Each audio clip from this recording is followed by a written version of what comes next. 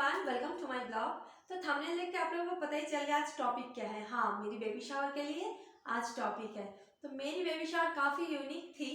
Actually story कुछ ऐसी हुई थी, मेरी कॉन्सीव होने के 2 महीने बाद एक इन लॉस एक्सपायर हो गया। मतलब मेरी हस्बैंड का चाचा जी एक्सपायर हो गए। तो उसी टाइम हल्दर को आना पड़ा कोलकाता। तब मैं रामाकुंडम में अकेली थी। तो उस टाइम मेरी मम्मी पापा मेरे पास जाके 20 डेज रही। और 20 डेज में काफ़ी उधर की जो फैमिली मेम्बर्स है, उधर का फैमिली का जो भाभी लोगों से काफ़ी मेरी मम्मी मिलजुल गए थे। हमारे जो किटी पार्टी होता था, मम्मी आना जाना करती थी क्योंकि वीकेंड में एक किटी पार्टी होता था।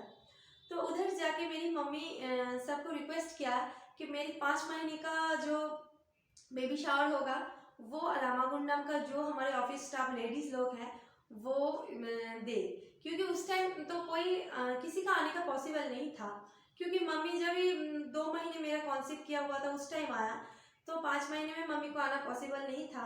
तो मम्मी बोला मैं एकदम एंड में आऊँगी, और 7 महीने का जो बेबी शावर होती है तो उसमें मेरा इन लॉस आएंगे। तो हमारा कुछ ऐसा ही प्लानिंग था कि 5 महीने में उधर के जो एरिया के लोग हैं वो देंगे, 7 महीने में मेरा इन लॉस आएंगे, और 9 महीने में मेरी मम्मी जाएगी उधर। तो ऐसे करके हम लोग प्लानिंग बना के रखे थे। और मेरी मम्मी जब उधर से घर वापस आएंगे, मतलब कोच बिहार आएंगे, उससे पहले एक किटी पार्टी लास्ट था एक भाभी के घर में। तो उधर मेरी मम्मी सबको इनविटेशन एज, मतलब उधर का जो हमारे आरसीएम सर थे, उनका जो मिसेस थे मैम, तो उनको भी खास करके उनको ये रिक्वेस्ट किया था कि आप मतलब आप सीनियर हो, सबसे सीनियर पर्सन हो, तो आप ये मतलब रिस्पॉन्सिबिलिटी लेके मेरी बेटी का बेबी शावर कराइएगा। तो एज यूजल मम्मी जैसे मतलब इनविटेशन करके आई, तब कोविड थोड़ा थोड़ा मतलब स्प्रे होने लगी कि चीन में कोविड हो रही है, कोविड हो रही है, ऐसा कुछ ज़्यादा कुछ तभी भी नहीं था। तो मेरी मम्मी चली आई घर। 5 महीने का जो बेबी शावर थी वो मेरे लिए बहुत खास था। तो मतलब बहुत ही स्पेशल था। उधर घर वाले कोई नहीं था। जब उस टाइम मेरी इन लॉज, मेरी मम्मी, सब अपने रिलेटिव होना चाहिए, तो कोई नहीं था। पर हाँ, टाउनशिप का जितना लेडीज़ लोग मेरा जान पहचान था, मैंने जितने लोगों को इनविटेशन दिया, हमारे जो एरिया के लोग थे, हमारे स्टाफ के मिसेज लोग, भाभी लोग थे, मुझे हर टाइम बहुत सपोर्ट किया, बहुत हेल्प किया मुझे। मतलब मेंटली फिजिकली हर टाइम मुझे सपोर्ट करते रहे। तो मैंने उस टाइम ज़्यादा कुछ प्लान नहीं किया, ऐसे कुछ स्नैक्स का अरेंजमेंट किया। क्योंकि मेरे इन लॉज फ़ोन करके बोला कि मैं 7 महीने में जा ही रही हूँ, तो उसी टाइम बहुत अच्छे से सेलिब्रेट करूँगी। क्योंकि मेरी इन लॉज को भी बहुत मन था कि मेरा एक ही बेटा है, उसका मतलब ऐसा है, तो बहुत अच्छे से सेलिब्रेट होगी सब कुछ। सब मिल के उधर बेबी शावर का प्रोग्राम में अटेंड हुआ। सब ने मुझे आशीर्वाद दिया, ढेर सारा गिफ्ट मिला। अभी भी जब याद आती है ना तो मैं बहुत मिस करती हूँ सबको, बहुत। पर उधर से इधर आने के बाद तो उधर का कोई स्टाफ्स नहीं आया इधर, बस मैं अकेली ही आई हूँ। और अभी भी बातचीत होती रहती है, बहुत ज़्यादा तो नहीं होती आजकल, पर होती रहती है। तो उसके बाद ना अनफॉर्चुनेटली 7 मंथ और 9 मंथ का मेरा कोई बेबी शावर नहीं हुआ।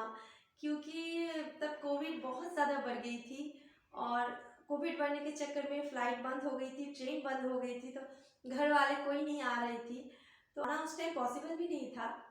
और उसके साथ साथ मेरा जब बेबी हुआ तभी भी मेरे पास कोई नहीं था। पर हाँ, टाउनशिप वाले बहुत सपोर्ट किया। मैं अभी भी सबको बोलती हूँ thank you so much everyone, और इतना सपोर्ट करने के लिए। तो गाइस, मेरे पास तो बहुत ज़्यादा क्लिप कुछ नहीं है। लैपटॉप में काफ़ी फोल्डर ढूंढना, मैं मिल नहीं रही है मुझे। जितना भी फोटोज़ और वीडियो है आप लोगों के साथ शेयर करूँगी। और हम लोग बहुत एंजॉय किया। तो मैं आप लोगों को कुछ भी वीडियो क्लिप दिखाती हूँ कि उस टाइम मेरा कैसा बीता, और सब ने मुझे कितना सपोर्ट किया और कितना प्यार दिया। अगर उस दिन उन लोगों का प्यार और उन लोगों का सपोर्ट नहीं होता तो शायद मेरे लिए बहुत डिफ़िकल्ट होता। पर उन लोगों का जो भरोसा था ना कि चलो चलो तुम, हम लोग हैं साथ में, टेंशन की कोई मतलब कोई ज़रूरत नहीं है, हम लोग हैं। यानी कि मेरी मतलब बच्चे होने के टाइम बच्चे का नैपी, बच्चे का कपड़ा, वो भी सब ने मुझे हेल्प करके दिया, क्योंकि मेरे पास कुछ भी नहीं था। मतलब कुछ लोग मानते हैं कि बेबी होने से पहले बेबी का कुछ गिफ्ट नहीं खरीदा जाएगी। और खास करके मेरी मम्मी, मेरी इन लॉज ये बार बार बोलती थी कि अभी कुछ मत खरीदना। तो अभी देखो, कोई बोल रही है ना, कोई सीनियर पर्सन बोल रही है ना, तो ये मुझे लगता है ना कि अगर मना कर रही है बड़े, तो मुझे वो काम नहीं करना चाहिए। तो आप लोगों के साथ वही क्लिप कुछ शेयर करूँगी कि कितना मेमोरेबल डे था मेरा वो। बेबी शावर के दिन सुबह उठ के ये फ़िश मैं ही धो रही थी और फ़िश का करी भी मैं ही बनाई।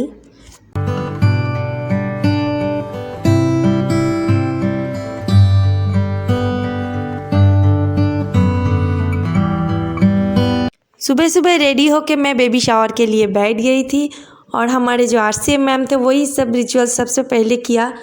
और आज के दिन घर वाले को, मम्मी, इन लॉज सबको बहुत मिस कर रही थी, पर साथ ही साथ इसलिए भी खुश थी कि जो पास वाले भाभी लोगों को मैंने अपना बेबी शावर में इनविटेशन किया वो सब लोग अटेंड किया और काफ़ी मस्ती भी कर रही थी।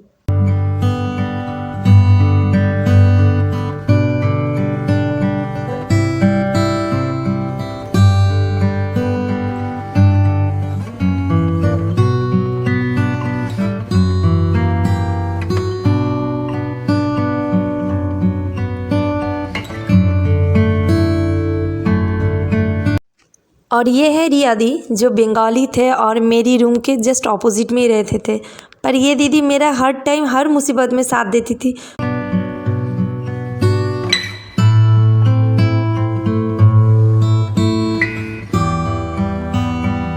तो मेरी बेबी शावर में आए हुए जितने भाभी लोग थे सब सेम कास्ट के नहीं थे, सब अलग अलग कास्ट के थे। तो आके वो उन लोगों के रिचुअल्स के हिसाब से मुझे आशीर्वाद दिया।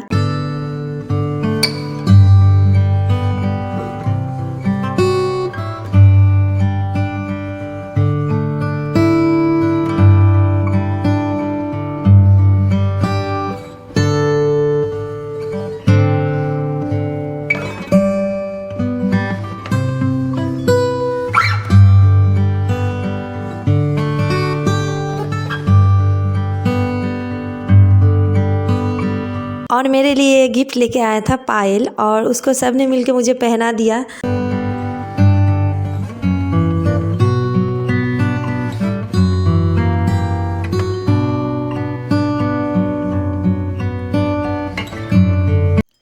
तो ये थी मेरी बेबी शावर स्टोरी।